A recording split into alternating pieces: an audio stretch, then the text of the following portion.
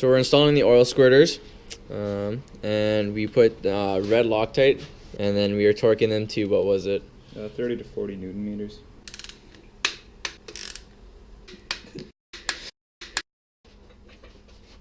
Put on the oil filter adapter here. I use gasket maker. I couldn't find a gasket in my engine gasket set. So I use gasket maker, and then you torque it to 15 foot-pounds. Put it on water neck, gasket maker both sides, and then I'm doing this to 14.2 as that's the lowest my torque wrench will go.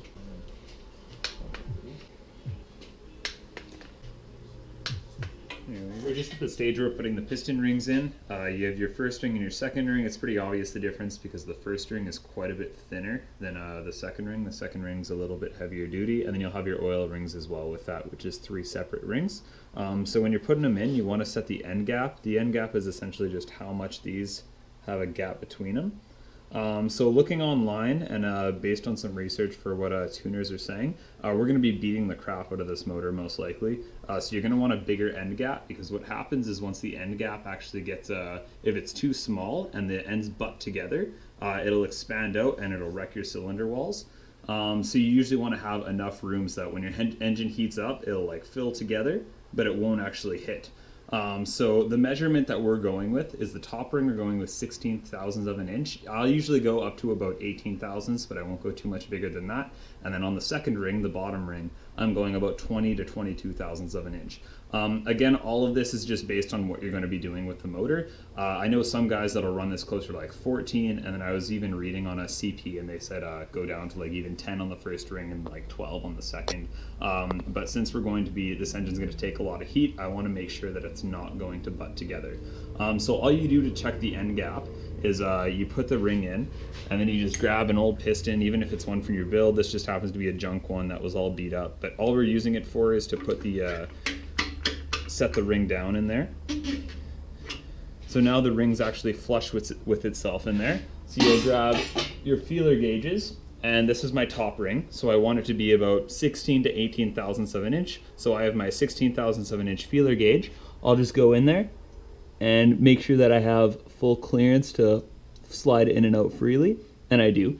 So it's perfect. I actually already set these. So you'll wanna, if it's too small, say if it's like 14 thousandths of an inch, you need to file 2 of them down. You'll just go to your piston ring file, you'll set it up, you'll file it down, make sure that you're filing towards the inside of the ring, and then you'll come back in, check it over and over. I've already done it for all of them. And then the same thing for the second ring.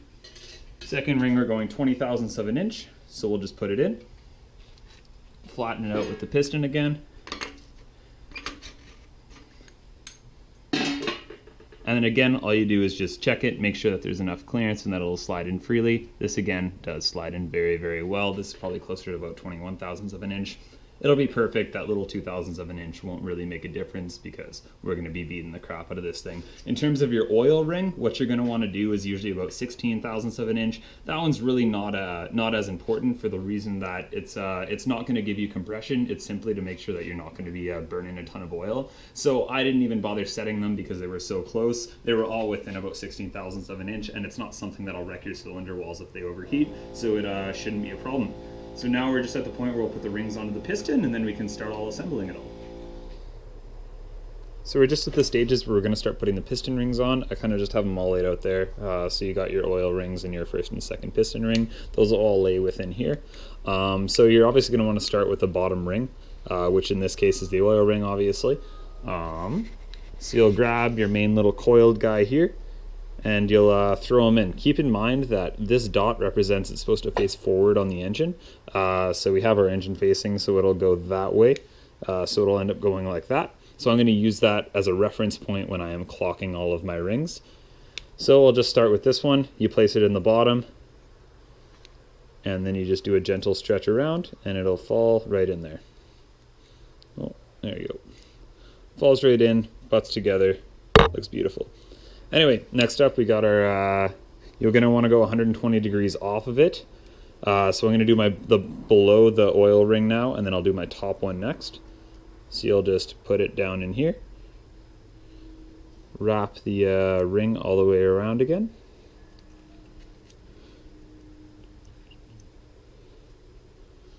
Oh, I ended up doing the top one. All right, well, I ended up doing the top one instead. Doesn't matter. And then I will do my bottom now then.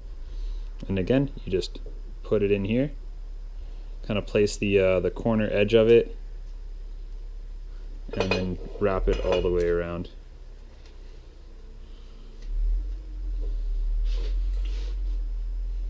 This one went a lot rougher than all the other ones I've done. There you go. There you go, and you have them all in there. So you're going to want the middle of the main ring in the front, and then you're going to want the other two about 120 degrees off. So just like that, and that's how I have them, like that, and like that. Keep in mind there is a piston ring expander tool that you can use to do this.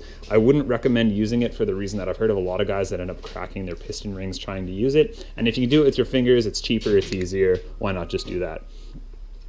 Next up, we have our first and second ring. Obviously, you're going to want to do the second ring first, which will go down in there. And then you know what the top of the ring is. It's already been filed based on the marking. If there's any sort of marking on the ring, it has to face up. If there's no markings on it, it doesn't matter which way it goes.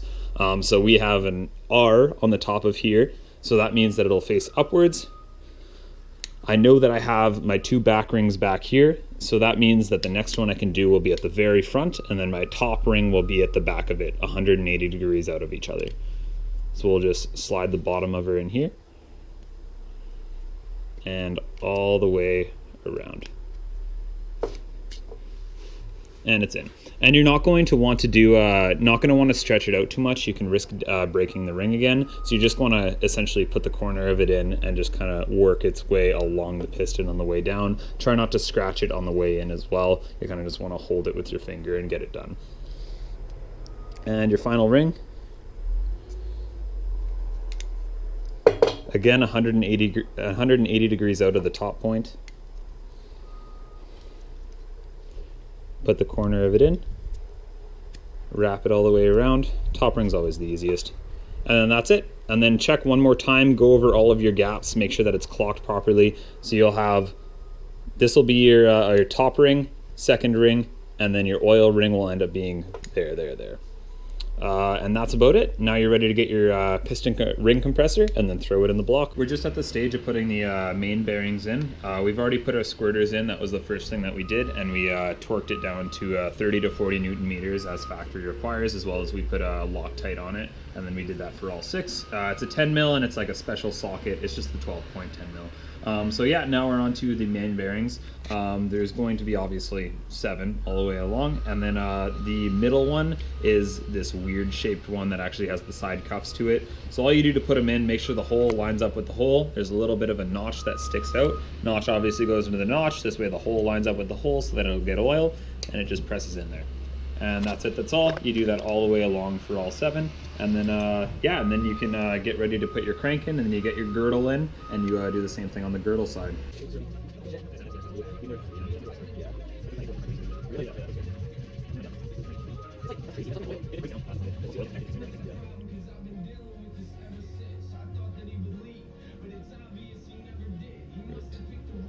We have the crankshaft.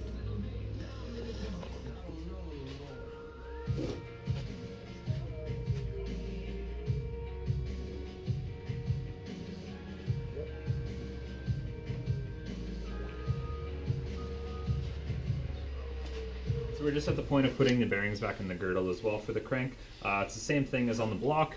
I'm starting with the middle one here. You have your little notch in here, obviously lines up with the notch there, and it just slides right in and pops on in there. We've already cleaned everything and it's all good to go. And then before we'll assemble it all, we'll assembly lube it, and then we'll stick it in and torque it down from the middle out. Another thing to keep in mind is the groove side. These are not grooved, they're nice and smooth. The grooved ones will go inside of the engine block there, and then the smooth ones will go on this side of it. Just something to keep in mind for when you're putting it all together, but it's pretty obvious because these ones don't have a hole for the oil and the other one does.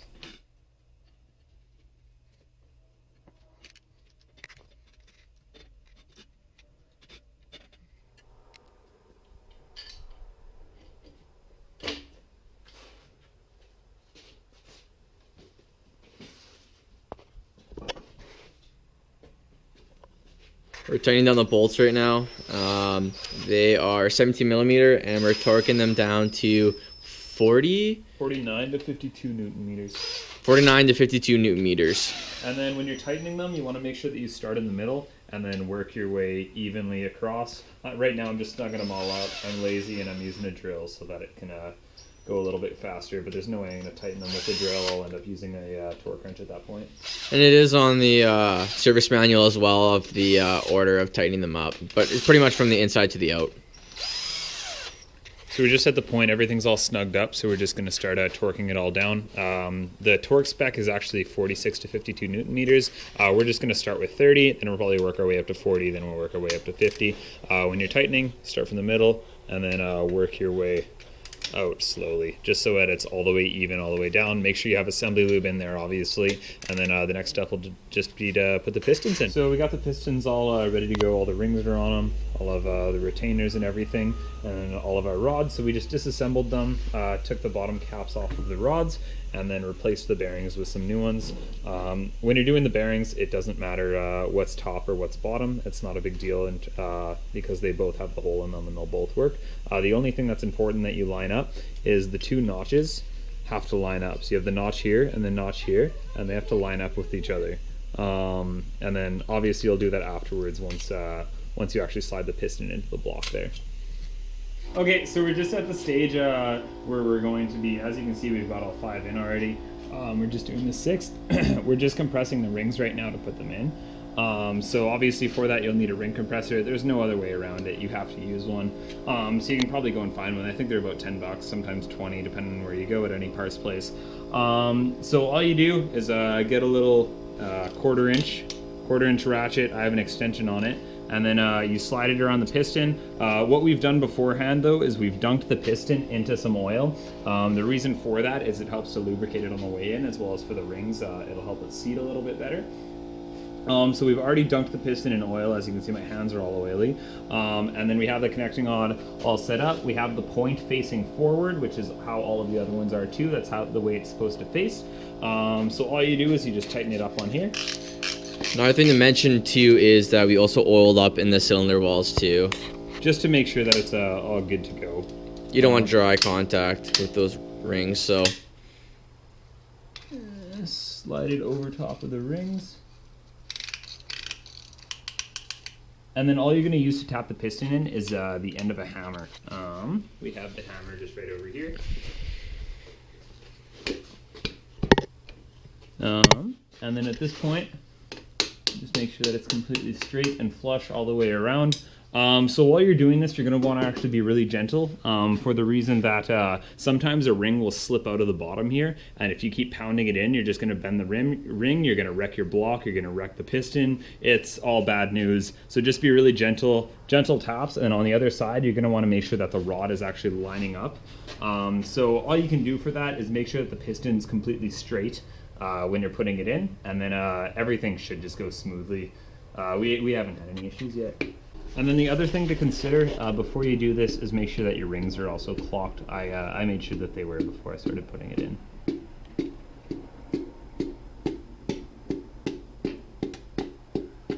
Perfect. Putting on the connecting rod nuts here. You have to torque them down to 50 Newton meters. Do them evenly because you don't want it to go off kilter. So we finished up putting all the pistons in, everything's torqued down, all the mains and rod bolts. We put the oil pump on the front of it. Torque for it was, I believe, 9 to 12 Newton meters there. We didn't have a torque wrench to read that low, so we just kind of did the best we could. And then we did put a little bit of gasket maker. We did have the paper gasket for it. We put a little bit of gasket maker on it as well on either side of the paper, just to kind of help it out a little bit to make sure that it won't leak, because that's such an important seal. Put the rear main on as well. We didn't have a gasket for that one, so we just ended up using gasket maker. We didn't worry about the torque for that one because we ended up having to use a wrench because there's not really that much room to tighten it on there. But you can do it if you're wondering. Change the front and rear main itself as well. Put the new oil pan pickup on, and then right now he's just putting on the oil pan gasket seal, and then we're good to put the oil pan on, and then the entire bottom end's complete, and we can start. So we're just putting on the oil pan here. So when you guys are doing this, make sure you put a lot of gasket maker on. Rb25s are really famous for leaking oil, or leaking oil out of their oil pans. So just be hefty with her, and then just go evenly across, back and forth. Sag them up and then torque them down. The torque spec was, I think it was like 7 to 12. 7 to 12 Newton meters.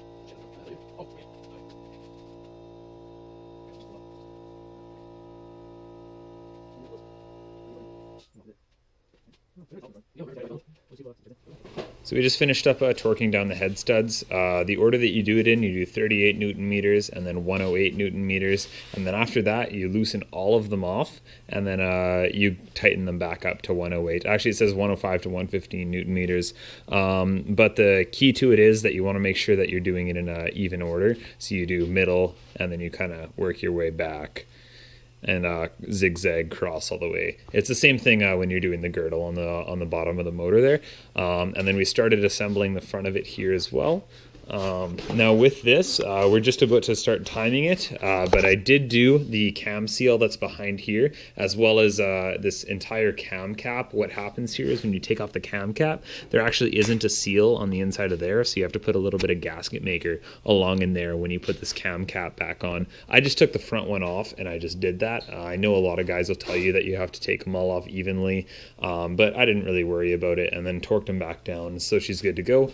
And then on the front here, we're going to start timing it all up. The VVT goes on the left, obviously, here, and then so I redid that seal in there, and then I sealed up in there, so it should be all good to go for us to start putting it all back together now. Yeah, so make sure you don't forget your back plate that's supposed to go behind those. So it's day 2. We just finished timing up the motor and cranked it a few times to make sure it's all good. All you have to do to time it is there's these little lines on it, and you just have to line them up with each notch. There's the other notch. It's pretty straightforward, and then to tension it, you'll put the spring on the back of there. You'll get an Allen key in here. I ended up using one of these little sockets. You pry it out of the way, and then you slide your belt on, make sure everything's all lined up. This is how you line up top dead center, is there's a notch in here, and then you just line it up with that. Pull this out of the way, slide the belt on, and then usually to tighten it, what you'll have to do is you'll have to position it into the place and then tighten this on to 39 foot-pounds. That's what torque spec is, this one as well.